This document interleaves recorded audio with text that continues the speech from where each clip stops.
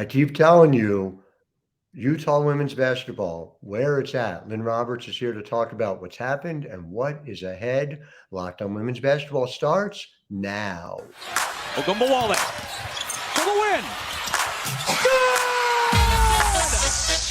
win. You are Locked On Women's Basketball, your daily podcast on women's basketball.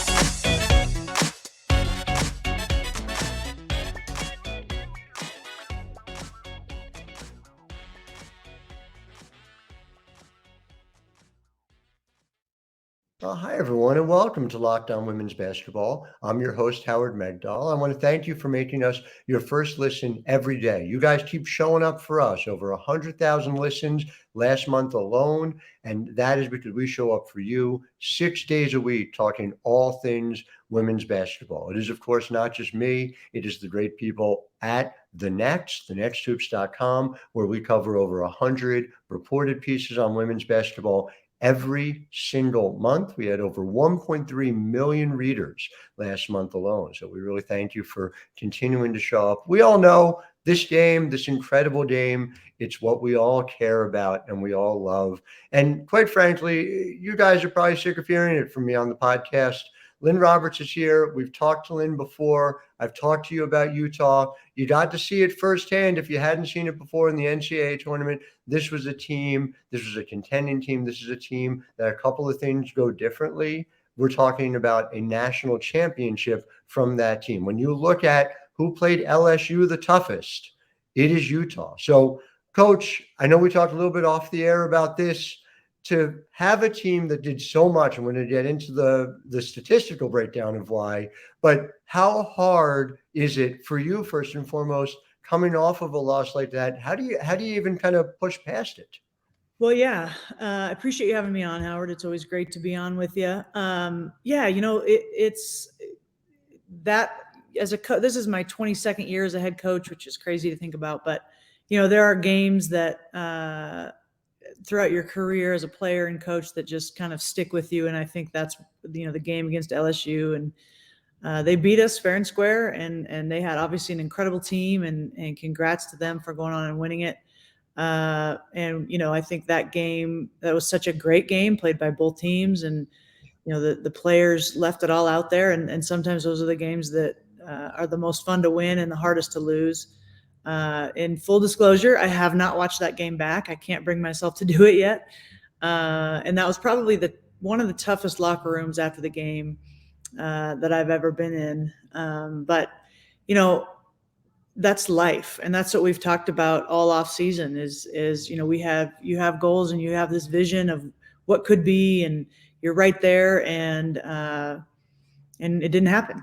And it happened for LSU, and that's good for them. It's not, but that's, unfortunately, that's how life works sometimes. You might have a vision or a goal, and it's all coming together perfectly, and it's all the stars are aligning, and then it just doesn't happen. And that is unfortunately, but a great life lesson that we've talked about. And, we always talk about the process and enjoy the process and trust it and stick with it and not get too far ahead. And sometimes the process takes longer than you want. And as much as we wanted it to be last year, it wasn't meant to be. And so what do we do with that? And I think from watching our players, we have everybody, our core group is back. We return all of our starters. We added some great kids too. I think, things happen for a reason, and that loss really galvanized this group. I mean, they are so driven and so motivated and so committed right now that I am having to kind of pull the reins and tell them to calm down a little bit. It's September. Let's tap the brakes. Let's pace ourselves, and just work on the now and not worry about the then. So definitely a moment that I think we all still have in our minds. And, I haven't watched it, but I still remember it very vividly. But I do think, in a word, that it's galvanized us in a sense. And again, you talked about that continuity, and it's really incredible. If my math is right, it's your top 7 minutes played players from last year coming back. I mean, it's just an incredible thing from a team that, and we talked about this too of it. Like, it kind of blows my mind, the idea that there's another level to reach when you look at all the efficiency numbers, you guys were right at or near the top of the country. But we would be remiss not to talk about Jenna Johnson, because to me, it was a big deal that she was just a sophomore when this happened. And for our listeners who may not know, a couple of free throws late in that game. She is an excellent free throw shooter, 75% free throw shooter. And, the thought I had just as I'm watching it is it reminded me of Fred Brown and the Georgetown men's team. The fact that as a sophomore, he had a pass going in the hands of James Worthy. I know I'm going back a good distance for some folks who are listening. And I remember so vividly 2 years later, Fred Brown jumping into the arms of John Thompson as a senior when Georgetown won it all. So just as a coach, as a human, it was hard to see it without, feeling for her.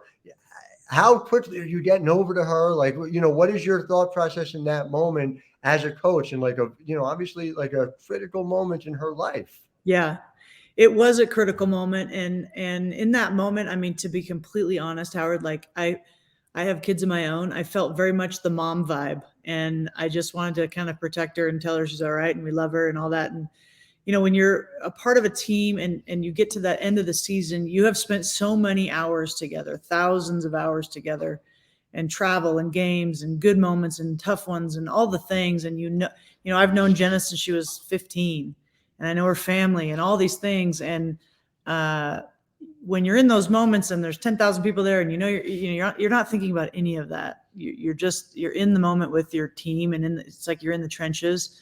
But that was tough. 3 seconds left, and she misses them both. And but I have to tell you, this is a true story. So after the game, it was, like I said, one of the hardest locker rooms I've ever been in.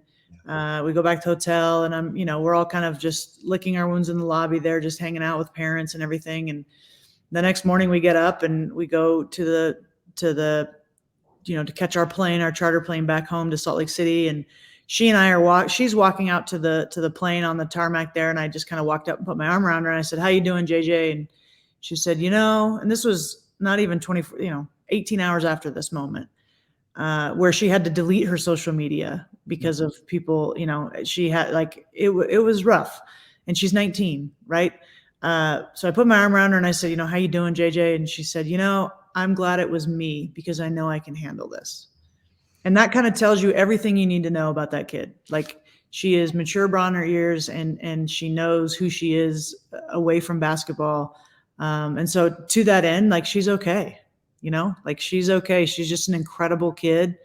But yeah, she's motivated as heck. I think if she could get that moment back this year, she'd step up to the line and not have any fear.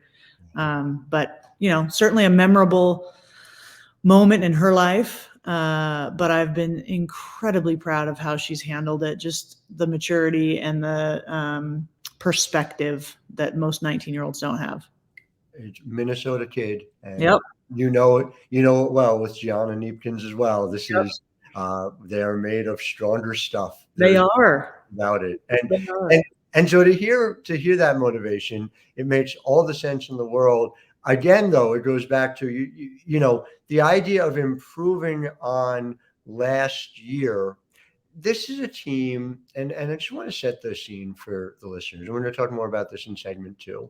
Points per 100 possessions, you were 4th in the country. You were at 112. Your margin per game, you were winning by an average of 16.8 points. You were playing fast. You were playing fun. You're hitting 35% of your threes. You're crazy efficient inside. And how do you, when you have that type of set of offensive markers, try and figure out, well, where's the next leap coming from? Do you think about it at a team-wide way, or you have to break it down? How does that process even work for you? Yeah, I mean, great question. And I think there's always, I'm never satisfied, and we can be better. If we were 5th, then what do we have to do to be 1st?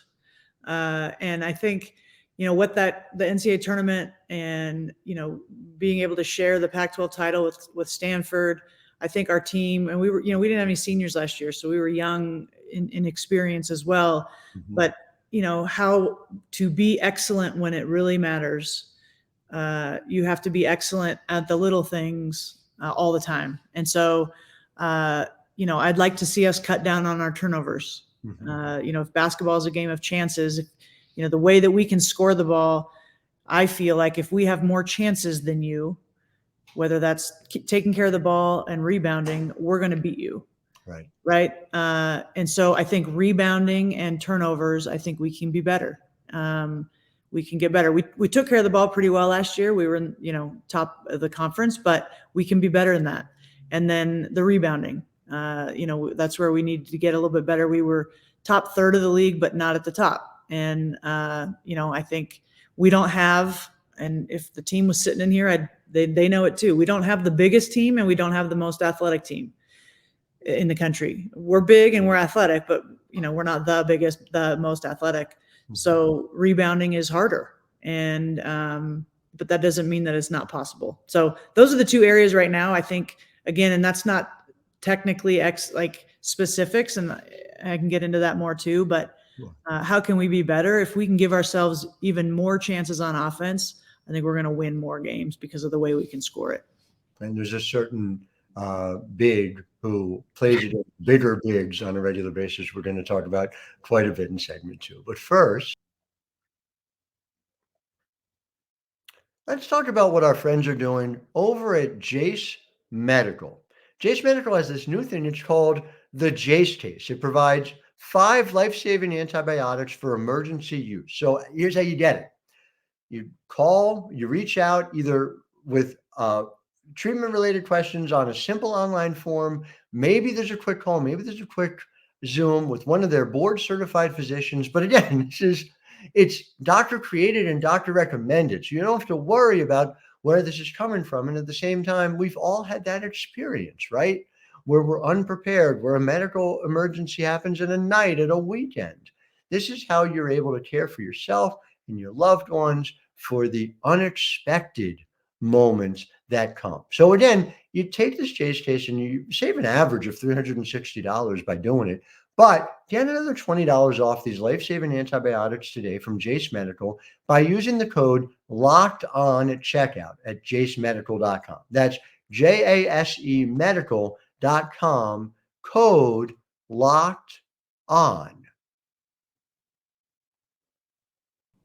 So getting back into it, and it does feel a little silly to go more than 10 minutes without talking about Alissa Pili, who and I just want to set the scene so people have a sense of the numbers before we go forward. At 20.7 points per game, that doesn't really capture it. She's 62.1% from 2. She made 42.6% of her threes. She's basically a free throw away from having gone 60, 40, 80, which is not even I know, right?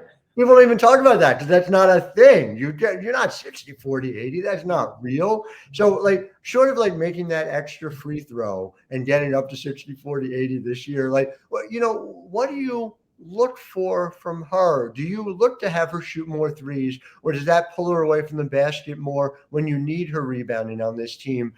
Like I said to you, and I get it, you can go from 5th to 1st, but realistically, this team is already performing at such a high level, and Pili, of course, as much as anyone, what do you ask of her? What is she asking of herself? Yeah, she is special. She really is. And she's, I've used this term before, but she's like a unicorn. There's no one in the country like her. And with her size and explosiveness and strength, her power is unbelievable. And in terms of the weight she can push in the weight room and then the speed at which she can sprint, it doesn't add up. It's just not normal. It's not like the rest of us. And then, she's just got great instincts, big hands. She can catch anything. But I think that the stat that is going to separate her is that 3-point shooting. I mean, she shot 42% from the 3. That makes her an impossible guard for the traditional center. And, people will say, well, that hurts you on the defensive end. Well, we can get creative down there. And it hasn't hurt us too bad. But, for now that I know a little bit more of what she's capable of, and I think she's proven herself, I can run some stuff that maybe plays to her unique ability As a coach, it's kind of like you have this, it'd be like a race car driver having this fancy race car. Like, you want to see what it can really do, right? So with Pili, I'm going to get creative. I've watched a lot of actually stuff from the Joker with the Nuggets. It's different, but where he's doing a lot of the playmaking because he can pass. She's a great passer. Just trying to steal some ideas of how I can really, with this 1 year left of being able to coach her, how can we get the most out of her? I think she could average 30 points without having to take too many shots. I know this is sort of parenthetical to it, but I know we've talked about on the program, there are WNBA head coaches who have told me they borrow from your playbook. This is always the way in which you've loved to be creative. Have you thought about just what it means to be a coach in this moment, in a time where we've got bigs who can play make like point guards, when we've got wings or let's say guards who are the size of wings, so many interchangeable parts, and how much fun that has to be for you? It is so fun. And that's what I love to do. Like if I could just coach basketball, I think I'd be the happiest person on the planet.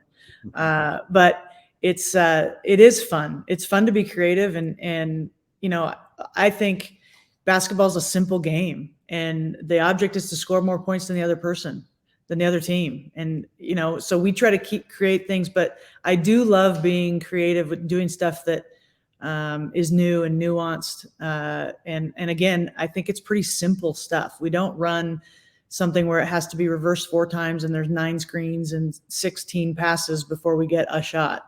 So I like quick developing stuff, but where there's misdirection or, where you have some small to big screen or, just different things, and then teaching players how to just play so they're not thinking while they're executing. I think that's kind of what's in the secret sauce. Well, and the read and react, like you see it, you see it when you watch, and I say it till I'm blue in the face, watch this team, right? But you see it on the numbers too. You guys have 6 players from last year north of 2 assists per game, Pili one of them. But it seems like, having everyone able to make plays at all the time is what helps fuel what you guys are able to do, because nobody is thinking, everyone is reacting instead of having to figure out what play you run as this goes. And I guess, is there like an indication that you're able to see when you're watching your team in action, where you say, all right, we are running at, let's say, the speed and level of efficiency that we want to do? I don't know if it's a number you're looking for. I don't know if it's something that you're seeing as an on-court indicator, but like, how do you kind of gauge that in real time? Yeah, well, that's a great question. And I think, as a coach, you have to quantify what really matters to the players, and then you have to chart it. So we don't have some huge elaborates. I do, but what goes over to the players is we mark, we don't, and I think we've talked about this, but we don't quantify whether you made the shot or missed it. We quantify whether it was a great shot or not. You can take as many great shots as you want. I don't care if you make them, but in our system, if they're great shots, odds are our points per shot attempt are going to be higher than yours. Right. So we quantify that. We quantify turnovers and kind of, lost possessions or gained possessions, whether it's a 50-50 rebound or a big offensive rebound, those kind of things. And so those are the things that they're getting harped on constantly. But it is a system where you have to have your Alissa Pilis, your Gianna Kneepkins, who everyone knows are our quote unquote best players, but they have to be unselfish. Right. They have to be willing to give up their shot that might be good to kick it out to somebody else who gets a great one, because it's karma. It all comes back around and it makes them better. And Gianna does that all the time. One thing I gotta say on Alissa Pili before we move to Gianna, which is to say, I recently saw a mock draft that did not have Pili in the first round. I saw that too. She wasn't even listed, and it made me laugh. It made me chuckle, because it's like, great. Keep doubting us, keep putting us under the radar, keep not thinking about us. That's where we thrive. I simply will say this, and it's a very good 2024 draft class that's coming up. But I say this not just speculating, but having talked to folks in front offices around the WNBA. No chance. No chance. No chance that the first round comes and goes without. Okay. I just want Funny, I to saw that too, and it honestly, I truly, people say laugh out loud, like, and they're saying it with a straight face. I actually laughed out loud, like, that's funny. So it's a hard year to mock draft with all the players who have extra years, and you got to figure it out. There's no version. Everyone's in, right? It's still no chance. No chance. Okay. So we will high five across the country when yes, that. we will laugh again that night when it happens. As I'll be covering it in person, of course. There we go. Looking forward to. I'll see you there. I'll see you in New York. Absolutely, you will. So, Gianna, again, you talked about selfishness or and lack thereof. She averaged 15.3 points per game last year. She did it on 10 shots. That's like, this is my area of joy when I see a player who's performing like that and doing it in such an efficient way. It's not a question of selfishness. Is there, within your offense, are you hoping to get more shots per game for her, given what she did, given what she is? Yeah, I think within the realm of who we are and what we do. I don't think, no one player is bigger than the system and our success and how we've gotten there. I think, a great team, you have to have superstars. You have to have, Batman and Robins. Like, you have to have it all. And Gianna is definitely a superstar. Will she get more shots this year? Probably. But it's going to be within the realm of how we do things. But yeah, and she looks really good. I mean, if there was ever a determined kid, that's her picture. But like Kennedy McQueen, who is kind of the third or fourth option for, like, she looks legit right now, motivated, and and she's just a junior too. So, and then Jenna is, like I said, galvanized. Like, there's a look in her eye that I'm glad I don't have to guard her. Or be guarded by her. So will G get more shots? Probably. Do we need her to be successful? I don't think so. I just think it makes us better. Yeah. No, it's really interesting. Yeah, like you said, continuity here. And that takes me really to sort of the final question that I have, which will be right back after this.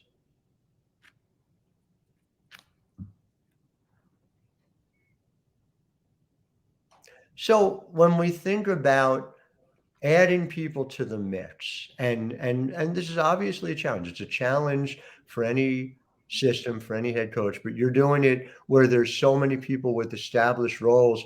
Take me through, who are the Utes who we haven't seen yet, but you think are going to play significant roles this year? Well, the new guys that we have, I mean, we have some great returners that we haven't mentioned that come off the bench too. Yeah. And, Deja Young, I mean, we've got, our core group is back, but we still, going back to those things, we needed to take care of the ball a bit better. We needed to rebound more. We lost some role kids to the portal who wanted to play more and have bigger roles. And I have no problem with that. Like, that's part of it. And I wish that, like, there's no hard feelings. So we had some holes to fill. We got Maddie Wilkie out of Wisconsin, who we recruited hard out of high school. I loved her out of high school, and then COVID hit, and so she couldn't visit, and she ended up going to Wisconsin, and had a great freshman year, averaged 12 points a game, shot 38% from three, led them. I think she hit 65 threes or something like that last year. And so she brings another, she can play the 1, 2, or the 3. That's just an incredible luxury to have a player like that come in to an already pretty solidified roster. But she's going to be a cornerstone moving forward. We signed. Can I ask you about that real quick? Yeah, please. But when a player, look, we want more playing time. Players want different things. It's not a positive or negative. Everyone wants their own college experience. But when a player sees that you have an established team and wants to come in and be a part of a winning team, does that say something to you about her makeup? 100%, which is why, and that, Howard, that's who we recruit. Mm-hmm. So we have found kind of our footing in recruiting with the kids that are more interested in winning and competing and being around other kids that want to compete and win, and they want to work and get better, kind of a blue collar mindset, than the kids that are more into the social media splash. And again, 101 ways to skin a cat. I don't judge any of it, but that's our sweet spot, is more the kids that really don't care what other people think about where they're going or what they're, I should get 10 shots a game and she should only get 6. Like, those kids, I don't coach very well, and they don't do well with me in our system. So when we sign those guys, and a Neepkins and McQueen and Johnson and Pili has fit into that so well, and Izzy Palmer, like that's when it's really fun. When you have a group that really doesn't care as long as we win. Now they all want to do well, and of course they want to play. Maddie Wilkie's not coming here to ride the pine. She's going to have an opportunity to play, but she knows it's going to be hard. But that, to your point, that speaks volumes about who she is, and that's why it's going to make us better, because she's a winner and she's a competitor. So that's going to make us better. We signed a kid out of Boston University, Sam Crisp.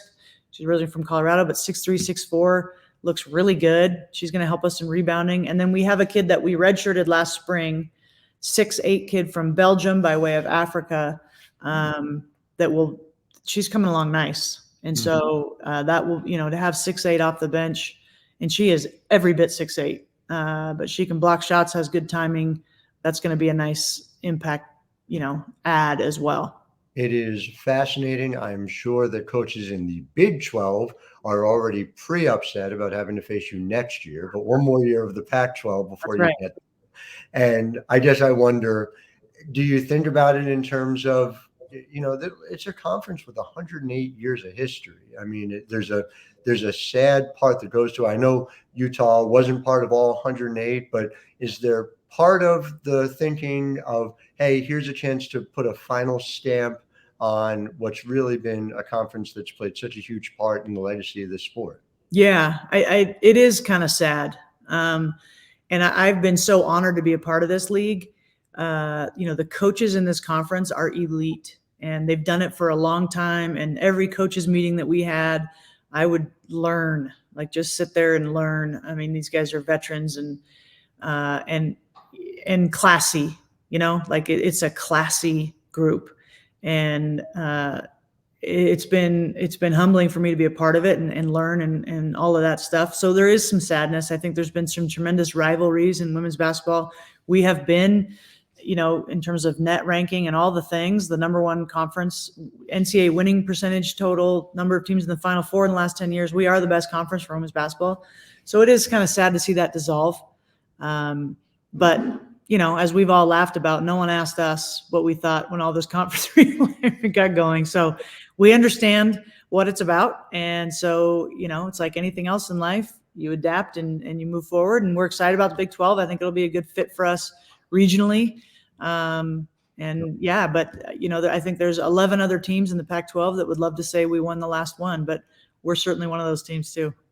And one of those teams that has a very good chance of doing just that. Well, Lynne Roberts, I appreciate you always.